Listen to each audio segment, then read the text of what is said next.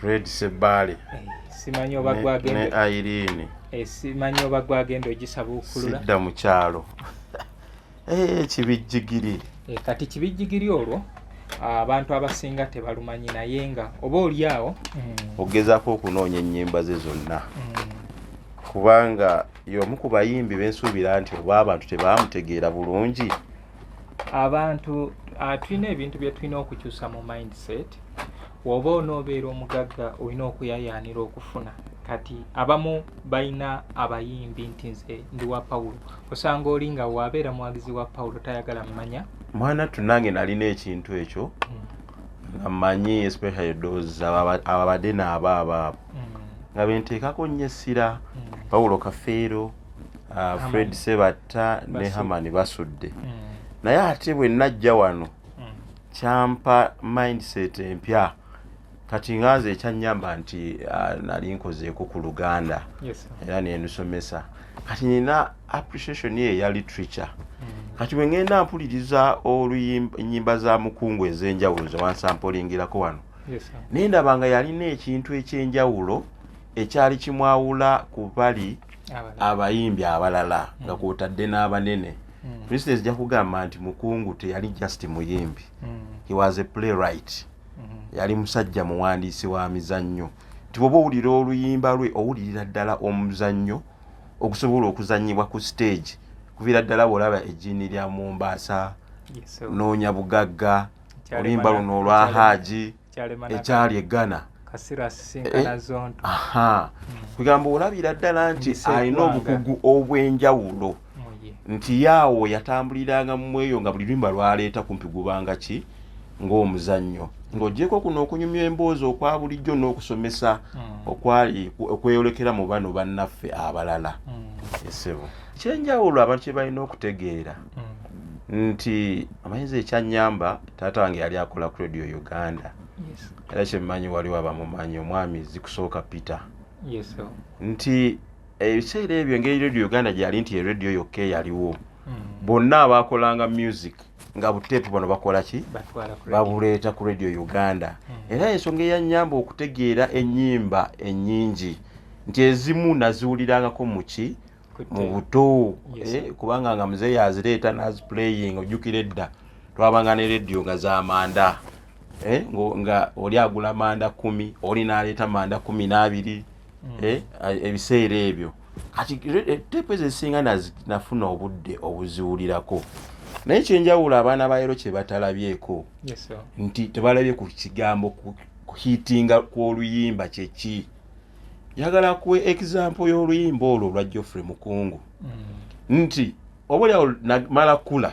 nendyoka ntegeera nti actually yayimba fiction nti yatuulaawo n'ayiiya ekintu naye nze mu buto nali mmanyi nti actually ejjiini lyalikola ki lyali olwaki nti ze nviira kangulumire ye Bugerere naye waliwo ekiseera kyatuuka wanga nasomeranga mu kibuga naye nga mu holiday tugenda wa mu kyalo naye twatuuka oluyimba olwo we lwafulumira nzijukira bulungi nti abantu twagenda otuuka mu kyalo nga ekiriyo amajiini gayingidde muki mu Kampala amajiini gayingidde mu Kampala era bwogezaako n'okwana omukazi simanyi wansi alina obugere bwa mbuzi biki kati ne batugambanga actually nti okugoba omujiini bw'oba ogenda okwebaka ekiro muyiwa evvu oba obuwunga n'omukola akasaalaba mu lujja wano woyingirira mbumba omujiini nga bwe gujja gumanya nti bwegulaba akasaalaba gugamba abaawo bakola ki baafa ne guyitawo by the way nagenda okubuuzaako abantu abalala nga nabo mu byalo byabwe bwekyakola ki bwe kyali so nga ekikulaga impact ya just oluyimba gye twabeera nalwo nti abasajja bayimbanga ennyimba ne zikwatira ddala nefuuka national concert nekugamba nti oba oli awo ekizibu ekireetedde Kadongo kamu okubanga teyakula kusukka nnyo mu Basebatta kyekyokuba nti omugijjo ogwabaddako awo kumpi gwonna gwafa ate abaana abo bafiira kumpi mu biseera byebimu twogera ku ba Geoffrey Mukungu ba Moses Balongo ba Francis Bukenya Babukenya abo Nukafina ate ngola nti baali basajja balungi ba Night Nantabazi ba Sala Bogere Emmanuel Bogere okiraba nti generation eyo yonna yakola ki yaggwawo naye ate bw'olaba nti nabo nga bwe tutunuulira nti today waliwo debate etera okubaawo nti Kafeero basudde ne Sebata ani asinga manyi otera ogidiffusinga naye ogidiffusinga bulungi nti otawuluza bulungi debate eyo nti tetusobola comparinga ki muyimbi ku munne lwansonga nti buli omu ayina ki ayina kyasinga munne buli omu ayina style ye n'abaana bano kyekimu kyengezako okugamba nti balina style eziri valid tiwolaba ennyimba yaabwe n'enjiya yaabwe yali yanjawulo singa osanga tebaafa mu girano of course obukosi baali affected n'okuba nti at the same time we baafiira myaka gye12 awo nga gitandika ne ono music bwe tulina owaleero kidandali eyo revolution ya Chameleon we yajjira actually yatandika na band music babo abavubuka abajjanga beeyubula nabo ba Chameleon nabo baave eno kubanga era woowulira ensengeka yaabwe yazima mamiya ng'owulirira ddala eno lwakuba bo ne bajja n'ekidongo ekyayawukana kati kyo kigezako okugamba nti generation ejjawo of course kati nga waali wazzeewo nti recording improvinze na biki tega nti baali basobola okujja ne style ey'enjawulo naye nga of course omusingi baba gukoppa kuki kuwali nga bw'olaba nti kati ba Chameleon nabo bwe bajja nga bw'ogambye nti music bakoppa kumpi wabali ow'okunyumya emboozi empanvu nti kati nnaku zino tulaba nti ate agenze yeesala nti kati abantu tebakyanyumya ofuna just kavaasi n'oteekamu chorus emu n'ogenda mu maaso so ate bano ba Chameleon bayonka ku guli omugigi ogw'akadongo kamu ogwali nti otunulira lyrics ez'amakulu n'oziyimba over a time. New Subs Fashions tukutuusaako ebiteeteeyi kosaabaaya engatto ensawo z'abakyala jackets jeans n'ebirala tusangibwa ku Wilson Street ku kizimbe ekya Sunset Arcade ground floor shop number 2 okututuukako Vac Pioneer Mall otambule nga dda ku Arua Park yisa ekizimbe ekya Wilson 1 oyite ku Health Link Pharmacy kati awo weekoma yambuka amadaala gakuyingize ku Sunset Arcade awo ng'otutuuseeko engoye zaffe tuzijja China, Egypt, Vietnam n'amawanga amalala omukyala omwambazi omulungi ayambala naffe. Yino Chikaya College School essomero eryegulidde erinnya mu kusomesa abaana ate ne bayita ssomero lya Dene boarding mix y'abawala n'abalenzi senior 1 paka senior 6 balina library science kone computer labs byonna bijjudde balina arts ne science subjects co-curricular activities kone section y'ebyemikono omuli okusiba enviiri okukanika n'ebirala ebigwa mu kkowe eryo omwana n'ava ku ssomero lino ng'ali self contained kyewuunyisa ensimbi zaabwe zeze zijja mu nsawo ya buli muzadde basange Chikaya Bulenga Mitiana Road okumanya ebisingawo noti 757 mukaganya emwemu 57 kenate muntu wange nkwebaza okubanga okyangoberera nze Muzungu David Kadongo Kamu music analyst siisenzeka ndina muganda wange gwenze naye oba oliawo atubuuzeeko tutegeere kwebyo ebimu kwebyo bye tubadde tetumanyise Luganda waliwo abatwegesa amaaso abatulaba n'abatuwuliriza era abaagazi ba Kadongo Kamu balamusizzaako bannange mwenna nti mwebale okwagala music waffe music nansangwa era mukola kyattendo nnyo nenkwebaza naawe mukulu Muzungu David Kadongo Kamu music analyst nti omulimu gw'okola gwa ttendo nnyo okubanga osobola okututegekera ebintu nga bino si kya bulijjo naye kyenkwagademu nti ebintu bino okulabye ng'obikozesa passion waliwo omuntu okuba nti abikola kunoonyaamu ssente busente naye ate gwe nkulabye nti engeri gy'ogenda extra mile n'olaba nti otuuka okuva omuyimbi obuzaale bwe yafa n'otulaga we yawummulira nkirabye nga kintu kya muwendo nnyo era kya nkizo nnyo kwe kusalawo ne ngamba kankukyalireko sebo mukama wange. Okay kale Sseruganda amanya nze Richard Kintu nga ndi musajja musomesa ndi munnamawulire era ndi mubazi wa bitabo. Okay. Esebo. Kale bantu bange oyinza okuba eyo n'ebitabo nga bikutawanya. Ebitabo okubala sisuubira nti bye bino okutegeera nti olinawo ebitabo bimeka naye nsuubira bibeera records nti operformings otya naddala mu byenfuna okuyingiza n'okufuluma. Yes, the profession tugiyita auditing and accounting. Naye nga mawulire alwamu nnyo. Okay. Era abamu bamumanyi. Okay. So. Wotuuse ewange wano osanzeewo ki? Oba onsanze enkola ki?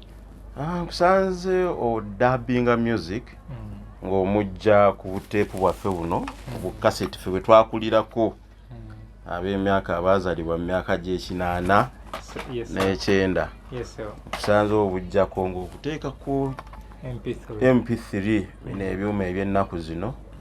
which I think kintu kya ttendo nnyo era kinneewuunyisizza nnyo n'enkwebaza nnyongera okwebaza olw'omulimu ogwo ssebo. Anti tetulina ngeri yonna gye tugenda kuuma bintu bino nga tetukoze kunoonya bintu nga bino kubanga bino bye biriko music. Ndina wano olutambi abantu lwe ndooza olaba eyo niyo ekyalina covered ekyali mu kaveera. Fred Sebale simanyi oba gwagenda ne Irene simanyi oba gwagenda ogisaba okulula sidda mu kyalo kibijjigiri kati kibijjigiri olwo abantu abasinga tebalumanyi naye nga oba oli awo balumanyi naye tebalumanyi title yalwo. Olimba baluyita batya luno ndaba kibijjigiri. Anti kibijjigiri ye title y'oluyimba. Mwe yajja ekimbuziza embibya muno mwe yajja stage n'emu. Yes, abakyala banyiivu luno baluyita kibijjigiri. Okay. So Godfrey Kajubi. Godfrey Kajubi omusene. Kati kibijjigiri ne tumukolera kiva mu eno teepu. Ng'ate nyongedde okuvumbula ekipya. Kati eno abakazi twalaba. Mukwano goje. Mukungu. Mukwano goje kwe. Omusajja ono yasize n'okundeeta wano. Ogezaako okunoonya ennyimba ze zonna. Kubanga y'omu ku bayimbi bensuubira nti oba abantu tebaamutegeera bulungi. Abantu tulina ebintu bye tulina okukyusa mu mindset. Woba onoobeera omugagga olina okuyayaanira okufuna. Kati abamu balina abayimbi nti nze ndi wa Pawulo. Osanga oli nga waabeera muwagizi wa Pawulo tayagala mmanya. Mwana tunange nalina ekintu ekyo. Amanyi especially those ababadde n'abaabo. Nga benteekako nnyo essira. Pawulo Kafeero, Fred Sebatta ne Hamani basudde. Naye ate bwe najja wano kyampa mindset empya. Kati ngaze ekyannyamba nti nali nkozeeko ku Luganda. Era nensomesa. Kati nina appreciation ye ya literature. Kati bwe ngenda mpuliriza ennyimba za mukungu ez'enjawulo ze wansampolingirako wano. Nendaba nga yalina ekintu ekyenjawulo ekyali kimwawula ku bali abayimbi abalala nga kwotadde n'abanene. Princess ejja kugamba nti mukungu teyali just muyimbi. He was a playwright. Yali musajja muwandiisi wa mizannyo. Nti bw'oba owulira oluyimba lwe owulirira ddala omuzannyo okusobola okuzannyibwa ku stage. Kuviira ddala bw'olaba ejjiini lya Mombasa, Noonya Bugagga, oluyimba luno olwa Haji, ekyali e Ghana. Kugamba olabira ddala nti alina obukugu obw'enjawulo. Nti yaawo yatambuliranga mu eyo nga buli luyimba lwaleeta kumpi gubanga ki ng'omuzannyo. Ng'oggyeko kuno okunyumya emboozi okwa bulijjo n'okusomesa okwali okweyolekera mu bano bannaffe abalala. Esebo. Anti era ne basudde yakigamba abayimbi yabamenyamu ebika bisatu. Esebo. Waliwo ayimba nga bisanyusa naye nga temuli makulu. Ne wabaawo asomesa ng'ayiga. Ate ne tubeera ne bannaffe nga wa makulu naye ng'abantu tebamuwa budde. Tebamuwa budde. Kati Geoffrey Mukungu Malayika kati nga ggwe omuntu wa literature oba oli awo osobola okugira. No, kiyinza otuzzaayo emabega ku eyali menta we Fred Kimera kyontuma gita singers. Ekyambe ky'omuka omwana ekyambe. Ekyambe kinajja omuliro leero. Ekyambe ky'omuka mwana leero kyakusala nnyama. nzijukira mukadde wange ayina engeri gye maama ayina engeri gye yazinangamu obuzina ng'ayimba oluyimba olwo yali ayagala nnyo oluyimba Wambuuza olupapula si mupiira olupapula si mupiira then n'abeera n'oluyimba lwa Nalukwago olwa Bernard Ntanda Nalukwago bwemba njagala nange nkwagala Nalukwago nfudde omwoyo munamawogolo oyo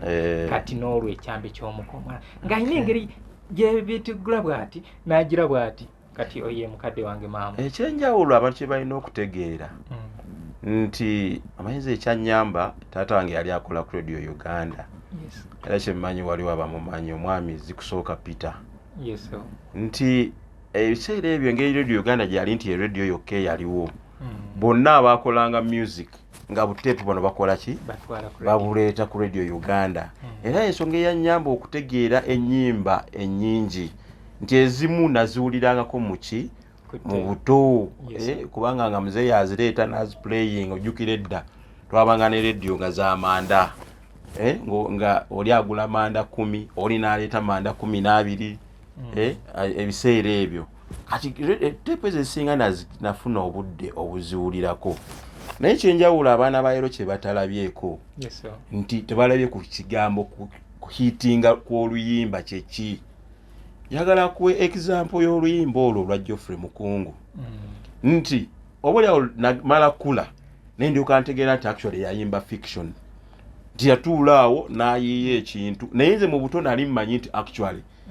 ejjini lyalikola ki lyali olwaki nti ze nviira kangulumire ye Bugerere naye waliwo ekiseera kyatuuka wanga nasomeranga mu kibuga naye nga mu holiday tugenda wa mu kyalo naye twatuuka oluyimba olwo we lwafulumira nzijukira bulungi nti abantu twagenda otuuka mu kyalo nga ekiriyo amajini gayingidde muki mu Kampala amajini gayingidde mu Kampala era boogezaako n'okwana omukazi simanyi wansi alina obugere bwa mbuzi biki kati ne batugambanga actually nti okugoba omujini bw'oba ogenda okwebaka ekiro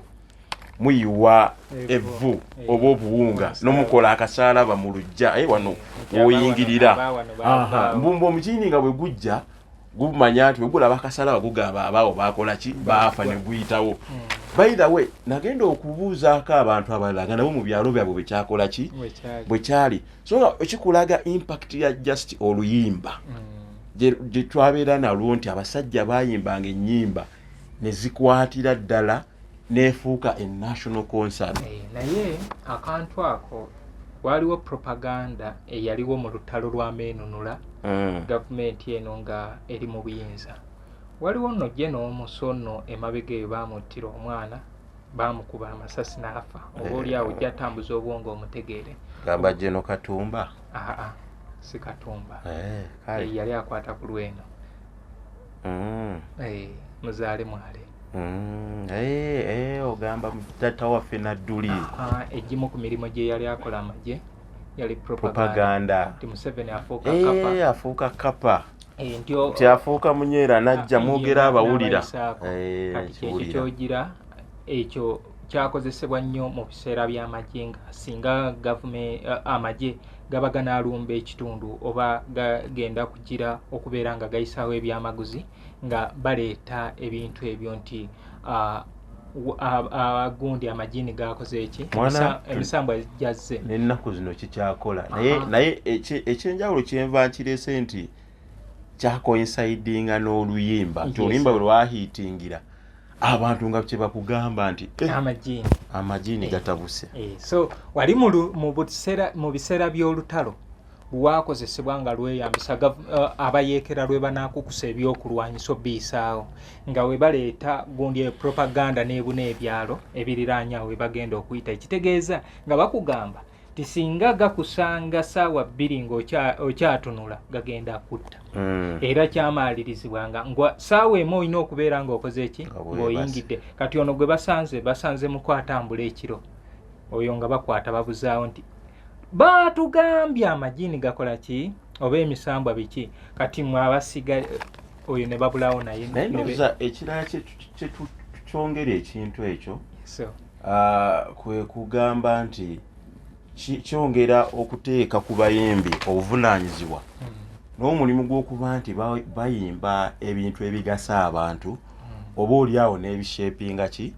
society kubanga amaanyi g'oluyimba gwe ng'omuyimbi olumu tosobola kukola ki kugamanya naye ate ennyimba ezo zikola kinene nnyo mu kushapinga ensi engeri gy'eba erina okukola ki okutambulamu nti just omuntu afipikinga message wewe propaganda wali naye omuntu n'agikozesa mu mbeera mu ngeri ye gyandikoze ki yandyagadde kati webanga backing weeri eya lyrics z'oluyimba olwo singa oba wawandiika ebintu ebigasa eggwanga kitegeeza n'eggwanga lisobola okugenda mu ki mu maaso so ate oba wawandiika ebinnyika eggwanga era lisobola okukola ki okwennyika kuba nsaasira nnyo abantu abawuliriza music atagatta naddala ensangi zino naye ensangi zino ekyo ekintu kiri deliberate by the government naye nze lwakuba I don't discuss politics naye jjukira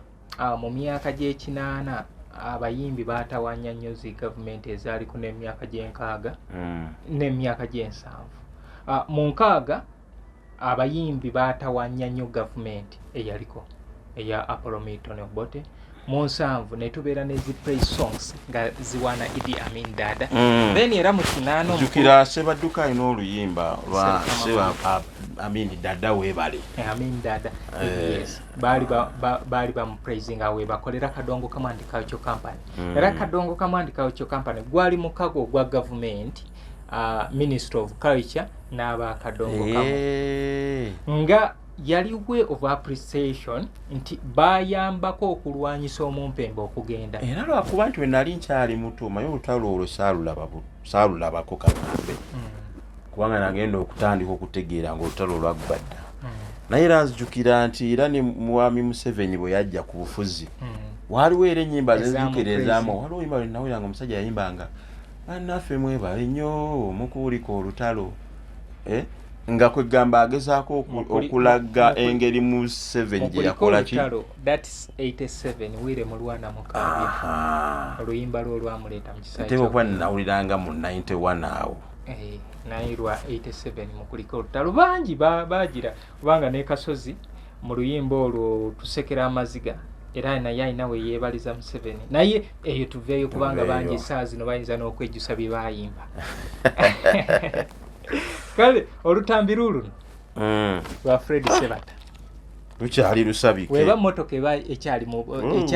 eri ku 0 miles ekyali kakaveera Matendo promoted singers Samu wange Samu wange nabeeranga afaanana bw'ati sajja gwe okoze omulimu gw'amaanyi version eyokubiri jjukira version esooka ya 1980 zino zebaddamu ezo zebaddamu kubanga ennyimba zonna ezisinga eziri kuno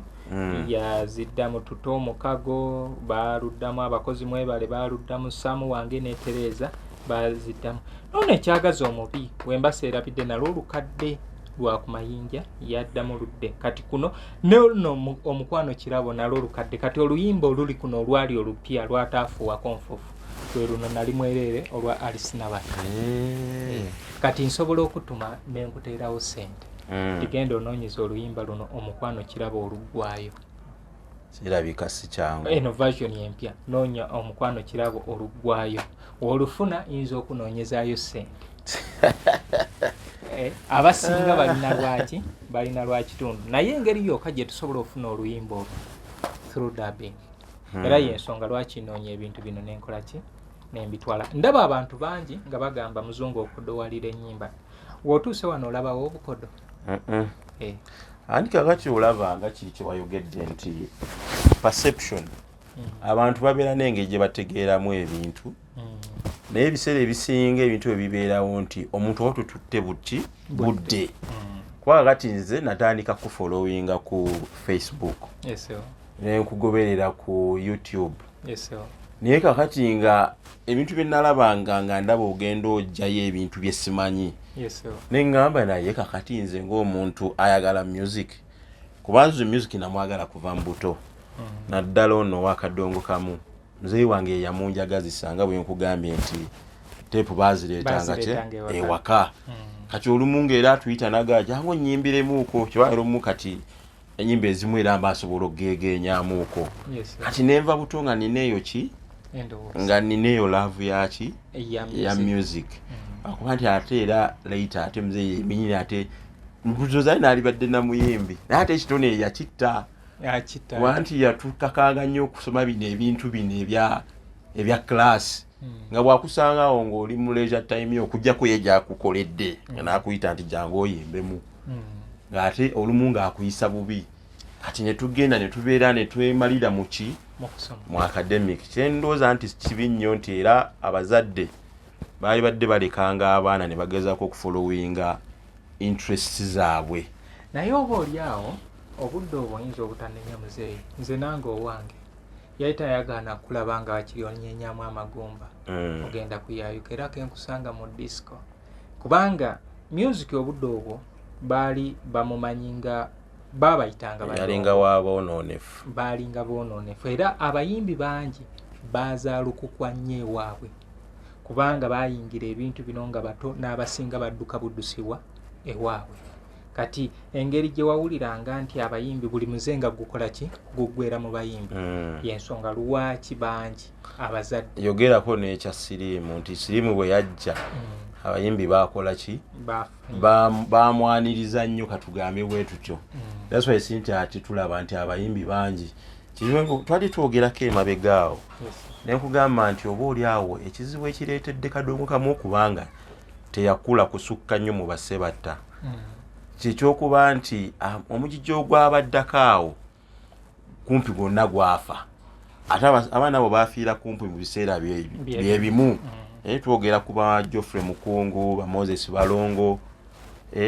ba Francis Bukenya abo Nukafina ate ngola nti baali basajja balungi Ntabazi ba Sala Bogere Emmanuel Bogere kiraba nti generation yonna yakola ki yaggwawo naye ate boolaba nti nabo nga bwe tutunuulira nti today waliwo debate etera okubaawo nti Kafeero basudde ne Sebatta ani asinga manyi otera ogidiffusinga naye ogidiffusinga bulungi nti otawuluza bulungi debate eyo nti tetusobola comparinga ki muyimbi ku munne lwansonga nti buli omu alina ki alina kyasinga munne buli omu alina sitayiro ye n'abaana bano kyekimu kyengezako okugamba nti baalina sitayiro eziri valid tiwolaba ennyimba yaabwe n'enjiya yaabwe yali yanjawulo tisinga osanga tebaafa mu girano of course bukosi baali affected n'okuba nti at the same time we baafiira myaka gye2000 awo nga gitandika ne ono music bwe tulina owaleero kidandali eyo revolution ya Chameleon we yajjira actually yatandika na band music babo abavubuka abajjanga beeyubula nabo ba Chameleon nabo baava eno kubanga era woowulira ensengeka yaabwe yazimamamiya ng'owulirira ddala eno lwakuba bo ne bajja n'ekidongo ekyayawukana kati kyo kigezako okugamba nti generation ejjawo of course kati nga waali wazzeewo nti recording improvinze na biki tega nti baali basobola okujja ne style ey'enjawulo naye nga of course omusingi baba gukoppa kuki wali nga bwolaba nti kati ba Chameleon nabo bwe bajja nga bwogambye nti music bakoppa kumpi wabali ow'okunyumya emboozi empanvu nti kati nnaku zino tulaba nti ate agenze yeesala nti kati abantu tebakyanyumya ofuna just kavaasi n'oteekamu korasi emu n'ogenda mu maaso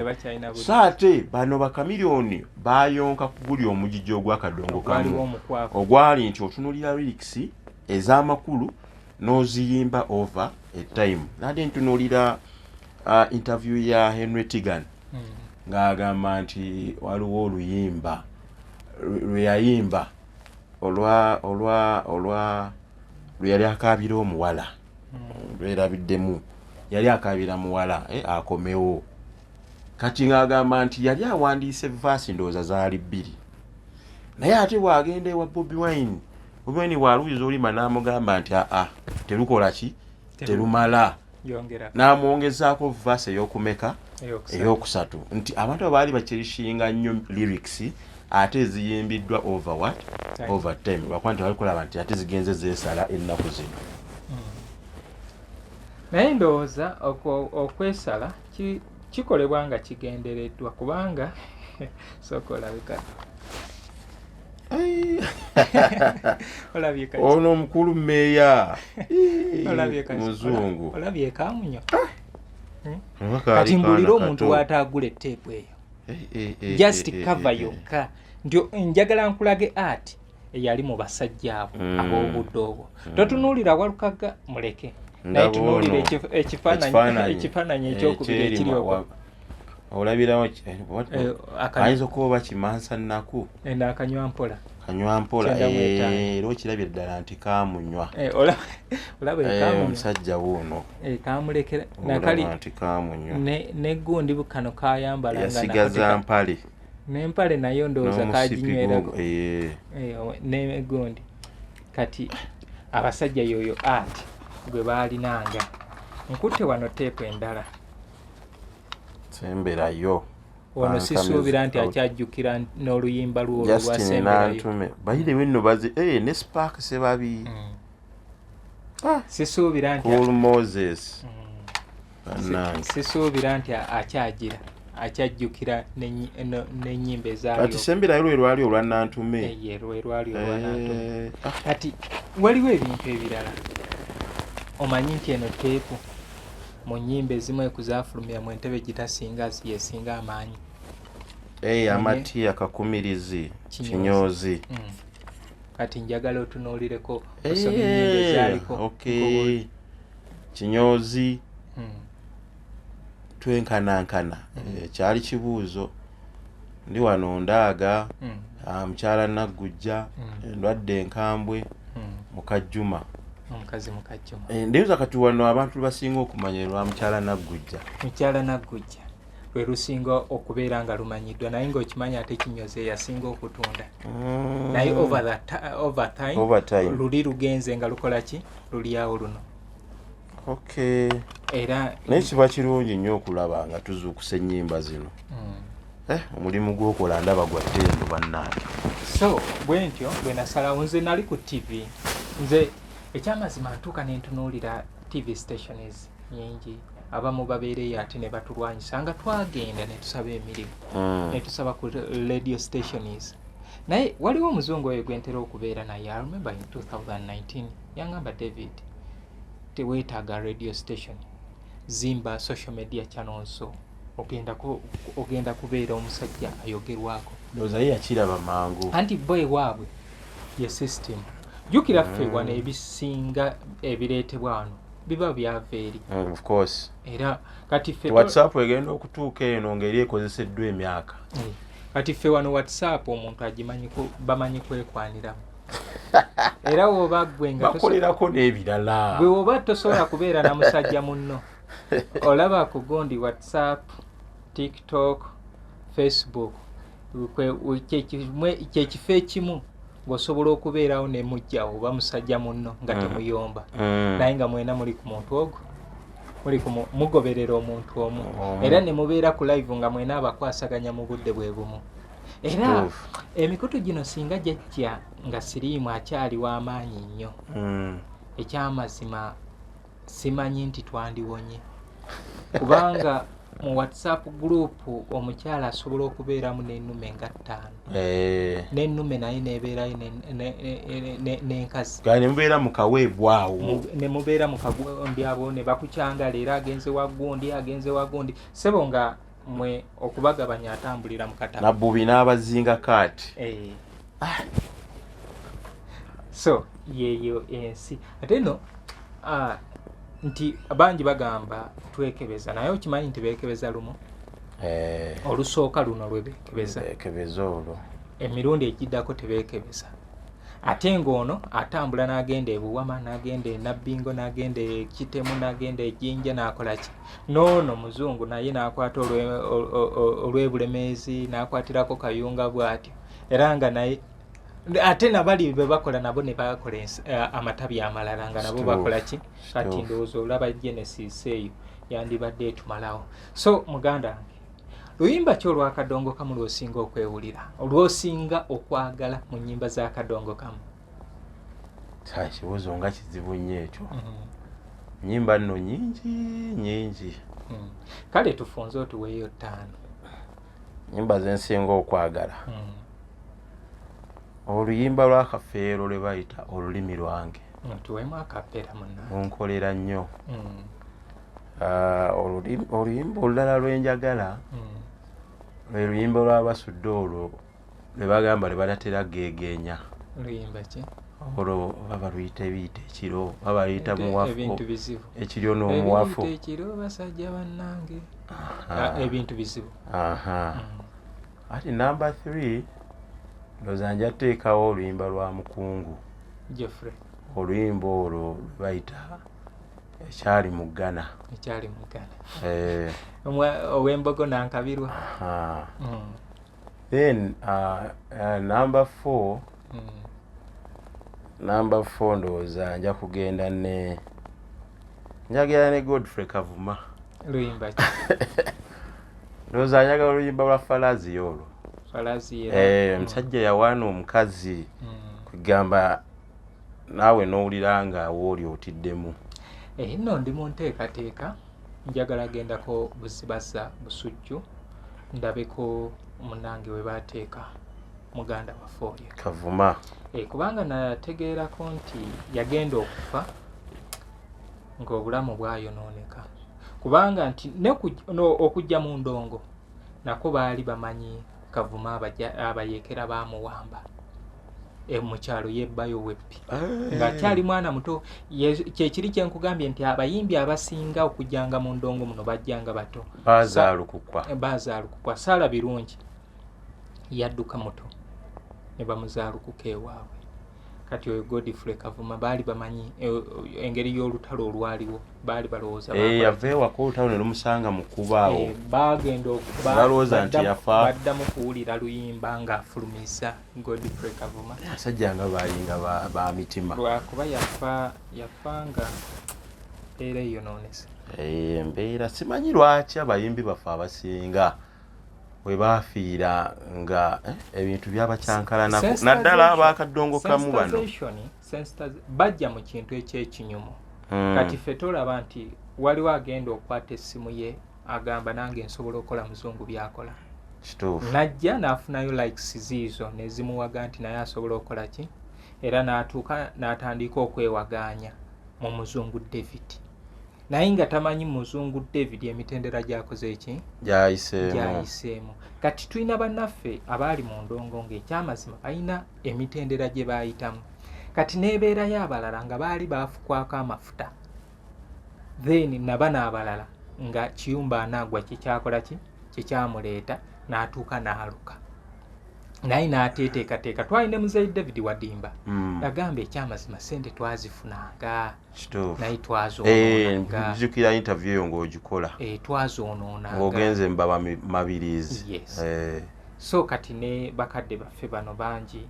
abamu bannaabwe baabayitangamu akanaana. Bangi baabayitangamu akanaana, mwalimu ebyo malogo okwesiraanya,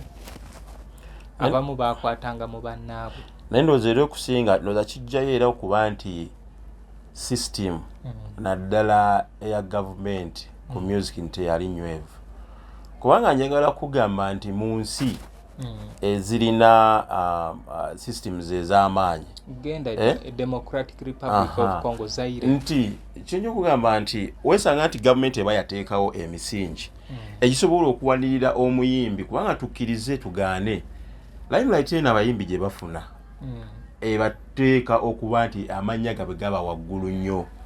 Nabo bennyinnyini kati bw'osanga omuntu nga talina personal management, ate njagala kugamba nti mukulu muzungu nti ekigambo kya personal management kyo kiba kya buntu. Abantu bangi ne boolaba nti baasoma balemererwa. Ewa nti osanga omusajja nga musawo oba sajjoni w'amaanyi ng'alongoosa maybe abalwadde b'emitima ng'amanyi n'ekireeta ki obulwadde bw'omutima, naye omusanga ku mwenge yasinga okunywa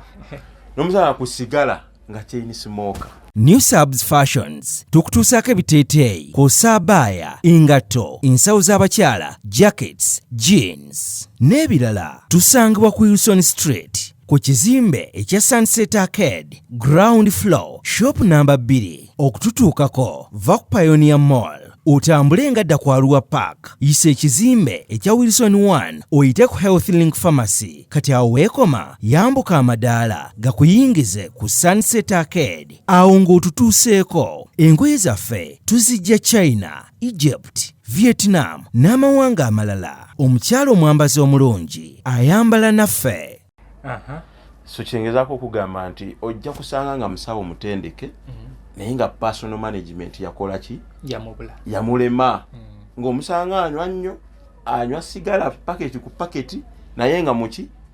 nga musawo nga n'amagezi alina mangi nga buli omu kugamba nti agamba so kyekizibu ky'abayimbi baffe baana abasinga. Lumu natuula nembuuza ekibuuzo abayimbi baffe bano ennyimba ze bayimba zina ezabagasiza oba basomesa nsi kubanga kyemmanyi ensi yafuna mu nnyimba ez'abantu bano okusinga abayimbi bwe bazifunamu sinti abantu bazifunamu sente bazifunamu bubaka obwabayamba kubanga osanga oli nti nze olwo oluyimba lwe lwankuza. batera obbiraba ebyo ebintu ng'omuntu akugamba nti n'ekirala kyennyinnyini music is therapy nti abantu bangi banyigiddwa ebiwundu nga music yabanyiga ki ebiwundu oli agenda nakugamba nti ze bwe mbeera nga ebirowoozo byange bitabanguseemu nfuna akayimba kagundi kekakola ki kekantereeza n'omulanga omuntu atereerera ddala ate nga kiba kiki kituufu naye kitegeeza nti kiba kikulaga nti bambi abayimbi abasinga tebaafuna muki mu music waabwe naye kyekigambye nti ensi yonna yonna kasiteebanga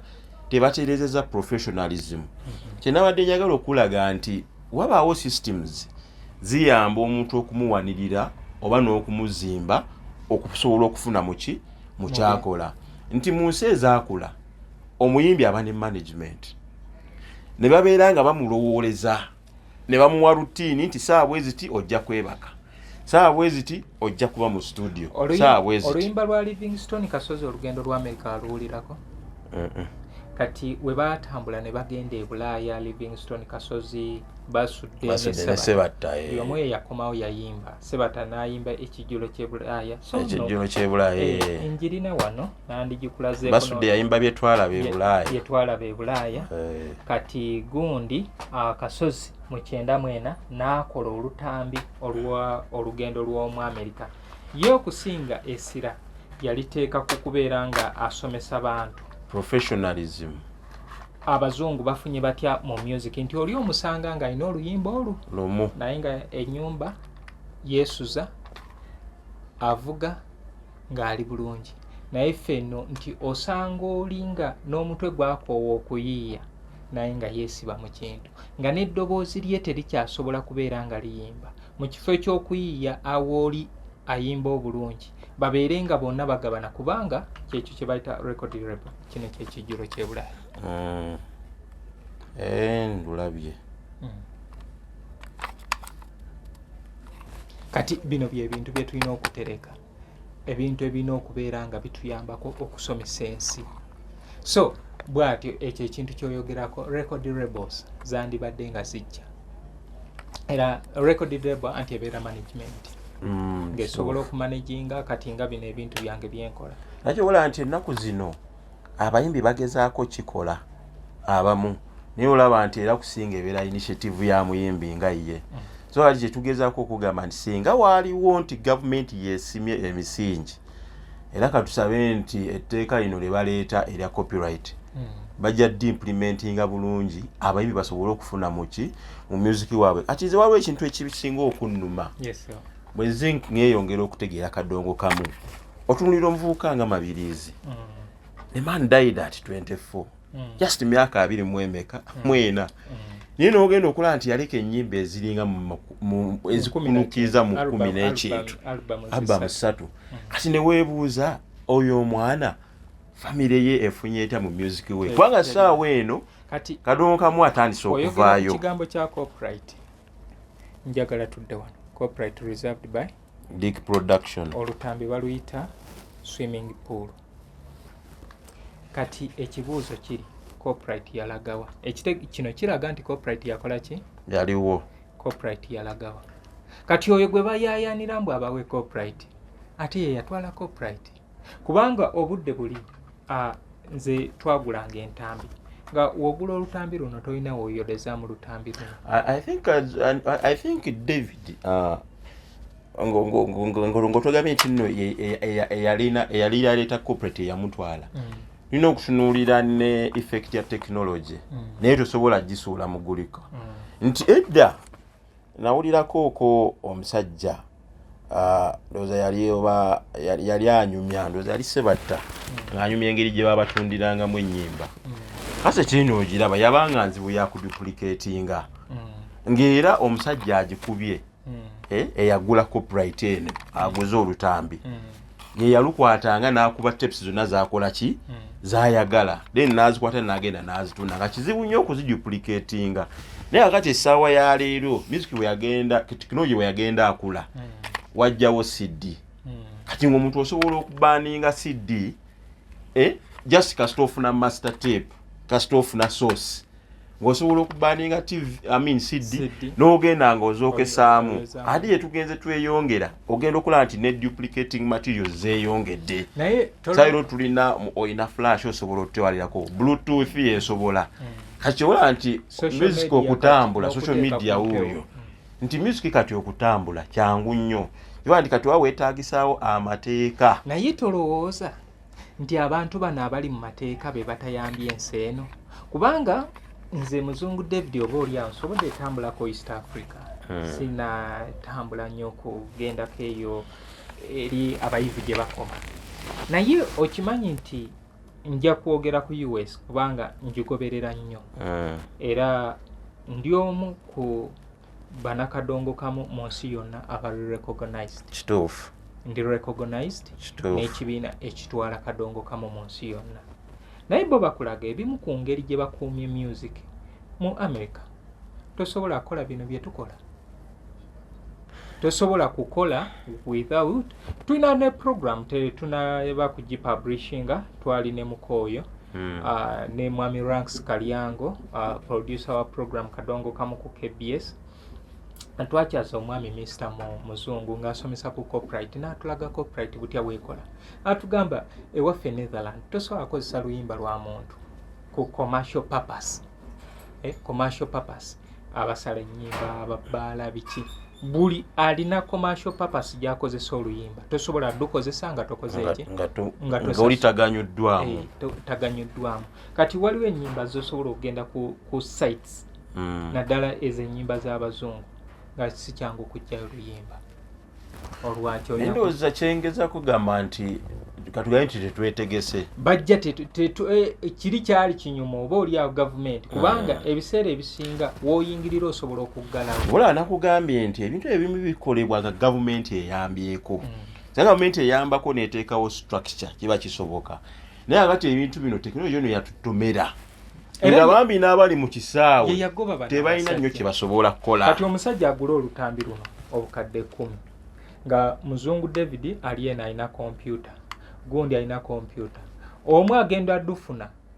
akole ki ayoze copy olwatandika okudistribute ebintu bizibu njukira nti emabegakaawo Bebe Cool yagendako wansi eyo mu downtown ng'agezaako okwekwatira musajja wattu abakola ki abasala ennyimba ze naye kati imagine Bebe Cool wa Bebe Cool bwe asobola kukola ki so kiba kyetaaga nga enforcement ekoleddwa ki government ne enforcement naye ina okuteekawo emiwaatwa egitegerekeko obulungi kubanga fe abannayuganda amanyi be bamu ku bantu abasinga okugondera amateeka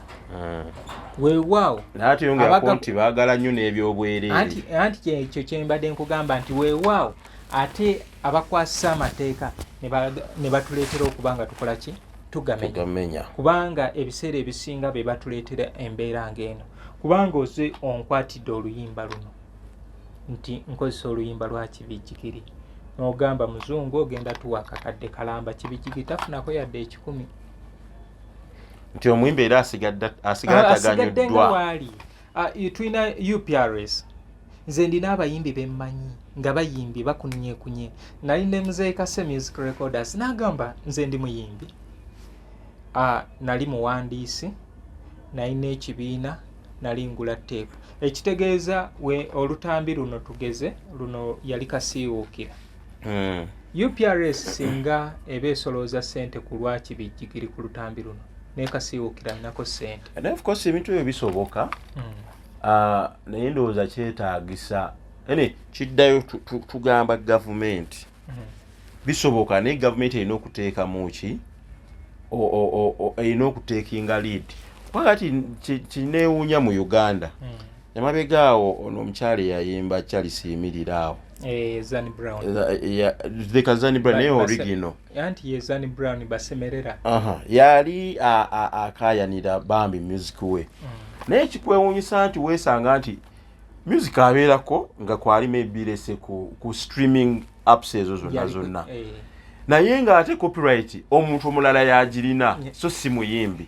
naye ng'ate weesanga nti ogenda okunoonyereza nga n'omuyimbi tawangako muntu ki lukusagamba nti kati oba tunda oluyimba luno oba okitegeera abantu bansaba ennyimba ku YouTube nagaana oziteekako kubanga abantu abamu bagwagwa walaba ng'olina oluyimba olwo akukuba strike kyano yeeveewo kati ne twewala ebyo jangu ostrikinga emboozi yange ngenda kuvunaana zino emboozi zetukola kubanga nejjo was it yesterday part 1 yali Friday nalina oluyimba lwa ebirungo olwa William Kibuuka ne gundi no Farida Muwanvu oluyimba olwo nze yaluteekayo naye oli yagenda n'aluwandiisa ne bampeereza copyright claim natunula nembirabanga byebigega amakuli g'owulira neŋŋamba kankole kikembije era kati ekyo nenkola kinesalawo kite kati oluyimba lwa Charles yimirira lwaliyo emyaka 15 emabega Tone Sengo nga ye yaluteekayo ate yafa nadda yafa kati ono emboozi tebankadde Seruganda naye emboozi tebankadde ndi wano muganda wange wandyaka akasente ako Zanny Brown bambi Mukama Katonda ayongera okugabirira basemerera Katonda ayongera okugabirira osanga abantu batono mu kisayi kyaffe ky'entertainment aba appreciatinga that lady yasiima emboozi tebankadde n'omuwendo gwa ssente ino gwali omusajja ng'oba oli awe kuba akolerera musaala gwo omusajja oyo alina emyaka emeka naye muvubuka munna nze mumanyi musajja mukadde nnyo kati bino ebintu obiraba biina abantu be baateeka eri ebbali kati buno buweereza bwaffe nze nange okimanyi nti abantu kye bajje batandika okutegeera baali bamanyi ndi mukadde nsinga ne bakitaawe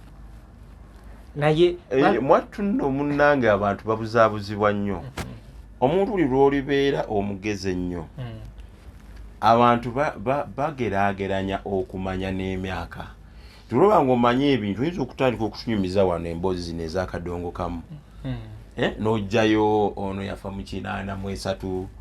omuntu aba akusubira okuba nti waliyo ebbanga eryo so ng'ate oba watwala butwazi budde n'okola ki n'otegeera ebintu bino kati ebiseera ebisinga nze nakola investigative journalism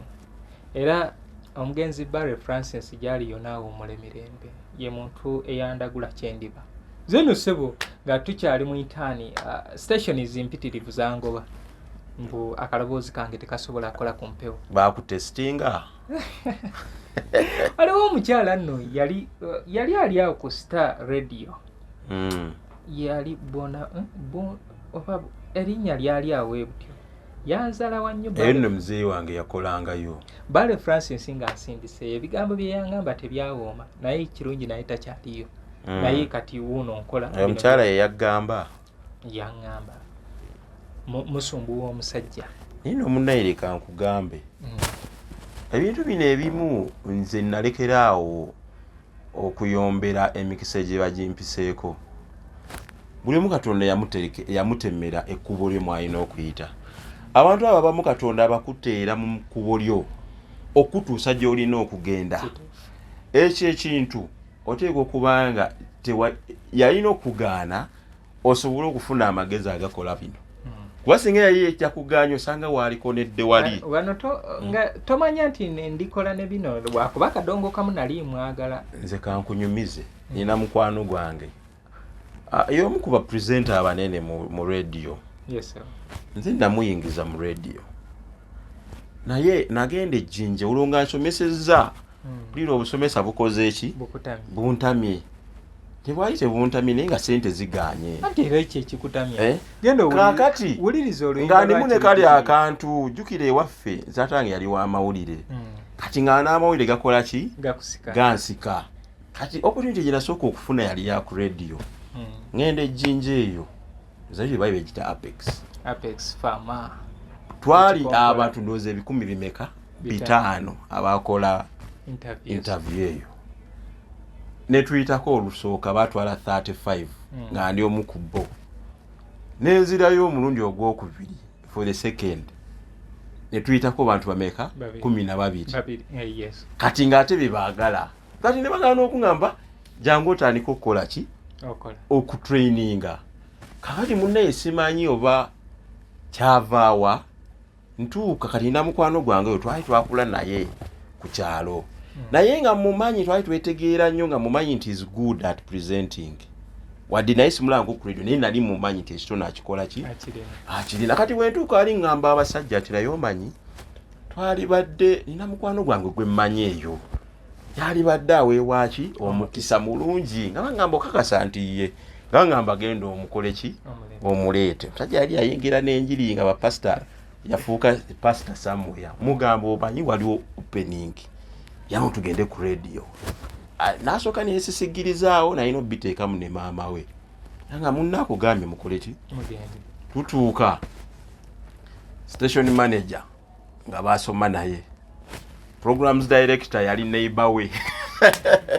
omusajja bamumanyi n'okukola ki n'okunsinga kye baakola bamureplacinga nange era mba nali ndi awo nina nagamba kati tulirimirizaamu training ojja kukola ki ojja kujja ngenda okuya wiiki neyitawo mbuuza omusajja owaayi abasajja bakugambye eki ti ambadde manyi naye bagenda kuyita twatandisa training next week tugenda kuki kumpewo ekintu nekindaga ate nasooka nenyamira olw'okuba nti nali mpulira njagala kuvaawa obusomesa nzire eno mu mawulire mu radio nga ndaba akatwekisa kakoze eki naye munnaye nali awo ekyanyamba nti oli yali mukwano gwange nnyo naye neneebuulirira Katonda n'aŋŋamba nti omanyi nali nina kukozesa okutuuka kwani kwono omusajja era ekintu ekyo natowolokoka nenkimanya kati bw'ofunanga anything like a setback mu bulamu nti omuntu akugambye nti ano tojja kugendawo tukitwalanga teweekubagizanga just look for a better opportunity aba kusindika gy'olina kukola ki gy'olina kugenda kati naawe muzungu bino walina okukola kati ekintu ekirala ndina emboozi bbiri eziyinza okwata kwezo Senga Justin Nantume bangi eriyo ekifaananyi kinali ntera okuteekangayo ne Senga Justin Nantume nga twekubiza ekifaananyi ekyo twali ku Dembe FM kyalo oyo yanjagala nnyo yantwaleyo ku Dembe FM n'asaba Katmos ye yali PD by then ampa omulimu Katmos yatambuza nze Katmos yonna gy'oli nkutumidde naye oba oli awo ebintu bye wankola yebinfudde kino kyendi ye status viewer wange number 1 kati emboozi endala nali mu senior 1 Kalilo High School nali nsamba omupiira nali mulungi nsamba nkwata goal nsamba defense nsamba nezi wings zombi wasamba bingi naawe anti kyekyo ekitone omupiira kyeguva gwakulema tegwannema tosobola kugenda mu buli wamu kati siza wafuna walimu okunywerera awamu gwe mukisa gwe nalina kyekyo ekitone Katonda kyasobola nga olaba wali utility player wolaba Darren Fletcher anyway kisoboka Darren Fletcher nti yali asobola okuwa ebifo ebyenjawulo kati ye muzungu ne wano tumulina Salim Jamal oyo goalkeeper yali asobola n'osamba striking yes kati ntuuka ku Kalilo High tugenda mu interclasses tulina omulenzi kati Nasa Muhammad ali mu magye Nasa twasoma naye era tuva naye ku kyalo kyekimu n'aŋŋamba onsinga leka nze nsooke mu ggoolo ojja kujja ku mirundi egikola ki egiddako Nasa oba twasooka na senior 3 yasamba yakwata bulungi goolo olowooza n'addamu ofuna omukisa saaddamu kufuna mukisa era nava ku Kaliro high school namalako emyaka 3 mupiira nga tebamanyi nti manyi omupiira okugjako abaana be nakola ki wasandika nabo. Kaliro high school omusomesa eyali games master ategeera atya nti manyi omupiira yali 2008 tusisinkana awo by then nali ku Kyambogo College ndina tiimu gye nagenderamu ne tusamba friendly match bwe yandabiranga ntegeera bulungi n'angamba kumbe bulidde wali oidde omupiira wano waddemu okuyingira tiimu n'amukaa nti bo baatuuka nga abaana bava mu Kaliro town Valley Hill Kaliro Church Buddini abo be baana be bategeera nti be bakola ki be bamanyi omupiira ffe abaali bava eri Eivukula mu kyalo ati tumayite mupiira nga bakola ki tibatuwa era tibampaire mupiira kati n'abaana abalala bansanga eyo ewaffe ne twekejja by then nga ndi mu defense we bategeera nti nalina omupiira kati okwali okuddako okundaba nga ndi mu Victors eya Kanobero wasambako ekipro omupiira nagukomya mu Victors musajja gwe 2011 oli wa bitone bingi naye kati wogamba omuntu sisuubira kubanga Victors yasambako Intercontinental kituufu nga toyina mukisa gwonna gutuuka ku Victors nga tomanyi mupiira ekyampa omukisa okutuuka ku Victors wembeera Namugongo waliwo coach yali mulungi nnyo ze nagendayo second term nenkwata go okukirawo naye sijja kwerabira ndina ebintu bibiri mu mupiira twali awejjande Namugongo waliwo tiimu yali esamba mu big league eya Janda waliko Guy yalina ennyanda ndabye abakuba ennyanda Guy yayingira 18 nayingira ka 16 yard yankuba omuggo nenkwata omuggo guli nenguteeka wali negunjiza wano bwe guti neguyingira wano naye Guy otwamala omupiira yagamba nti olina abasambi naye Guy akola ki amanyi kye bayita goolo n'omupiira omulala era gwali mwaka gwe gumu era twali mu friendly eyo waffe twalina omulenzi bamuyita Emma kati ya retiringa ffena twaretiringa mwaguvaako mangu kati obuvunaanyizibwa ye yanjuza wano kubanga yali ashootinga from anywhere yashootinga nga yakasala center ate bino ebisaba by'ekyalo obimanyi byattaka naye okimanyi nti nze obwongo bwange buŋŋamba nti abantu abakwata goolo basobola otega bbomu twali gwe ngeri gyoyimirira mu muntu omusajja ng'aleeta omuliro n'ogukwata awo kati omupiira obuvumu obujjawo kyangu nnyo okukwata goolo singa obeera ne art naye wojjanga osamaala nga togimanyi gukola ki be bano bawulira nti gwamenya emikono gwawamu bafa ani mbawuliddeko nti gwagize eki naye nga byebyo ebitone munnange Katonda byagaba oyinza okuba nga bino ebirala byagaana naye kati nange Katonda yampa bino ebitono so Seruganda nsaba tufunze ku budde kati ono ganaafa omumanyi James ganaafa simuwuliranga kati mulabidde wano ye kafulumu yali ye omukuba gundi abava mu Ankole ab'amaanyi beba reiji bedda James ganaafa kati bano be baddira ba Stanley Kyeranyi Kampalo ba Stanley Kampalo ono bano era omusajja omulaba mu Western yes ate era ganaafa lyavaawa era lirabika lyeyo waawe so bwentyo bwenkola tulina okubeera nga tugira wano ndowooza olaba tapes zino nti nkyapanga era Katonda waba mpadde omukisa ku Lwokuna ngenda sisinkana Dikuula kiwenenya amazina leero olunaku oluyimba olwo mbadde nduwulira mpulira oluyimba Kafeero mwe yamusabulira nze walujja yennyini nenjagalira ddala oluyimba luli musajja baali balina ekiramu so ku Lwokuna tugenda kubeera naye egayaaza antegeezeza leero nti ali waabwe ali Luweero yeewuwe kati tugenda sisinkana naye tunyumyemu zeno ebimu omanyi nno ebisinga okunyumira kwe kutuukako omuyimbi waabeera nti ono yafa n'entuuka we baamuziika ebyo byebisinga of course kiba kikulu nnyo ali kyekikwawula mu balala kubanga abantu abasinga baagala kukola byangu omuntu n'atuulawo nga bwe ntudde ano n'oyogera naye ekikufuula ow'enjawulo muzungu David nti netukkiriza nti you are the true kadongo kamu analyst kwe kuba nti okola ekyo ky'ogamba kyosobola okugenda n'onoonya abantu abo because these days social media nga twayogedde emakinze journalism okuba nti oba oli awo yandibadde alabika ng'omwangu kitegeeza nti omuntu agenda the extra mile n'abeera nga wa field so si armchair yagenda okulabibwa nga omuntu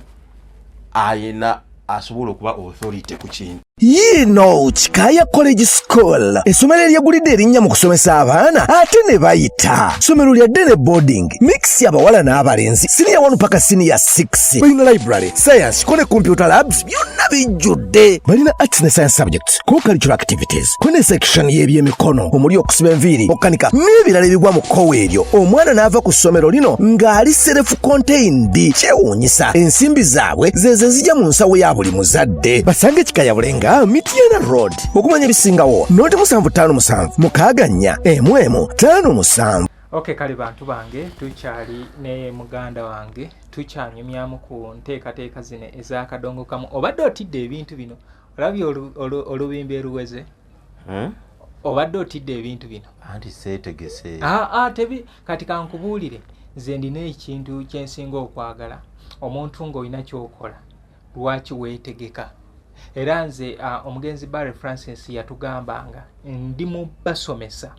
mubeere abannayuganda abaweereza b'ebintu bino ab'enjawulo lwaki omusomesa osomesa history emyaka 10 ng'okyakwata ekitabo ng'osomesa senior 1 oba senior 2 oba ekibiina kyonna ky'osomesa naye ng'okisomesezaamu emyaka 10 aba ayagala kakasaba okola skimming aba ayagala kakasaba nti byabawa bituufu twalina omusomesa yali atusomesa accounts era twali twamukazaako ledger folio ye nga takwata kitabo ng'ajja buzzi n'atandika akola ki yoyo gwe bayita omukugu anti muzungu kyekiri kye nasoose nakyo kye naggambye nti waliwo enjawulo wakati wa passion n'omuntu okuba nti okola ekintu lwakuba tolina kyakkola sometimes omuntu ayingira mu kintu lwakuba nti kyekisemba last resort kakati n'obusomesa buno obulaba nti baabwonoona edda abagezi be basomesanga kati ate mulembe gwakyuka ne bikyuka abagudde ate be bagenda mu busomesa nziziza ku Mukati School of Journalism omugenzi Barry Francis yagamba nti abamu ku bantu abalwanyisa Uganda okubeera ng'ekulaakulana mu bintu by'okusoma ye government system gye yaleeta yembi nti balina okubanga baddayo bakyuse system nti kati omwana owa senior 4 agudde yoyo agenda mu busomesa kati agudde agenda asomese bali okukola ki okuyita so nga omwana agenze Makerere n'afuna first class mu mathematics yeyandizeeyo mu primary andi kati olabanga ate waggulu bakitta wansi naye ate waggulu bwe kiri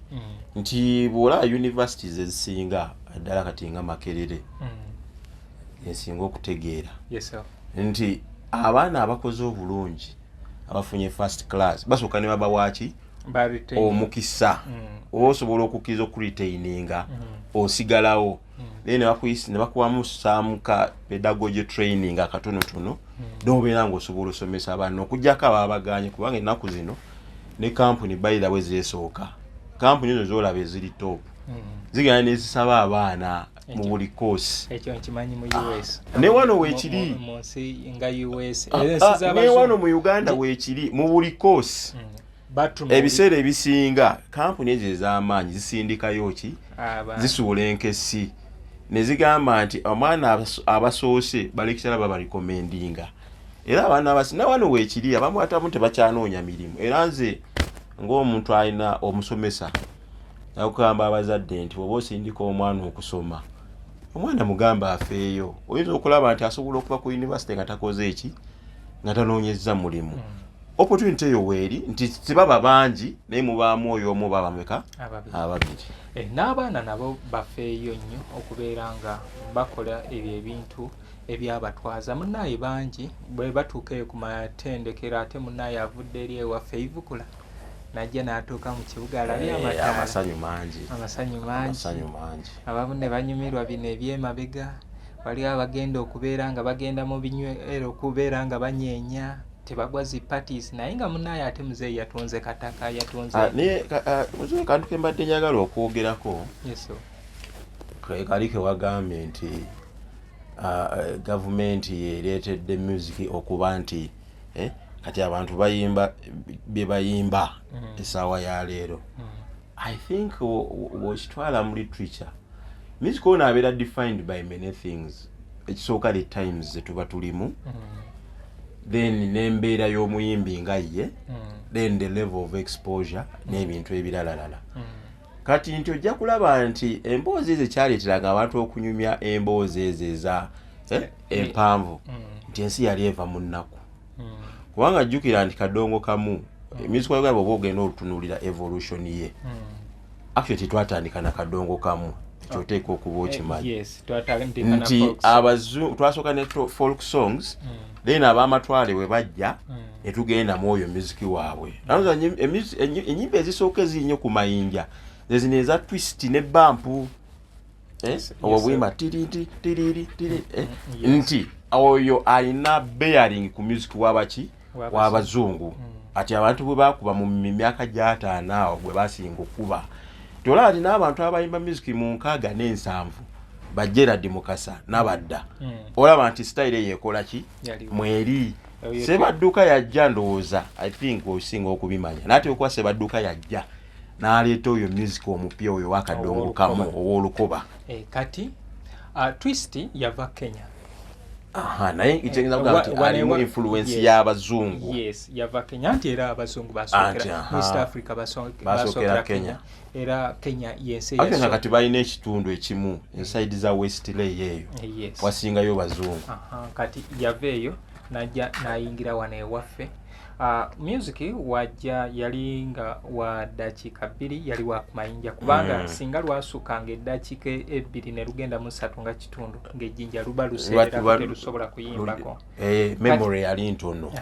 Kati oluyimba olwo okugenda okugaziwa nga tuyingira mu myaka gy'ensanvu tapes nga zitandisa okubeera smuggled, nga ziyingira yali omuzungu Paul Kasmaker ye yali azireeta wano. Yaleeta kaseti. Paul Kasmaker ye nanyini African Queen, era yali nanyini company ya Serenade, yali ayambibwako omugenzi Bernardine Subuka okuleeta ebintu ebyo. Kati tape eno giraba, olaba akagambo kano C60 ezidakiika, nti tape eno ya saawa namba. Kati toyina ngeri gy'osobola kukwata nnyimba za ddakiika 2 oziteeke kitegeeza ojja kuba n'ennyimba 30. Kati baali balwanyisa teepu kwe kuwanvuya ku mboozi, era abaasookera ddala newaffe mu kadongo kamu owanvu y'emboozi baali Matiya Kakumirizi yesooka okuwanvuya emboozi. Kati teepu eno nga tenajja, waaliwo teepu gye baayitanga 8 track yali ya dakiika 9. Ey'ekyenda yabalema, ne mu bazungu nabo yabalema, kwe kugisala ne baleeta esaawa emu. Kati engono asono laba gundi Inveta, Mr. Inveta yali Ro Oten ye yaleeta gundi ye nanyini kola cassette tape, era ye nanyini kola bw'okumaanyi. Nezi CD era yazikola naye era nti olaba kyembadde ngezaako okugamba nti ebiseera ebyo era n'emiramu egyali giyiwako wali ogiraba nti ensi yali etabanguse, kati nga tukomawo society rebuilding society buto, kakati nga mulina okufuna abantu ababuulirira ki ensi, tibanga messages ezo zabeeranga era mu kkowa eryo. Kyekintu kyentera ogamba nti abayimbi bano balaba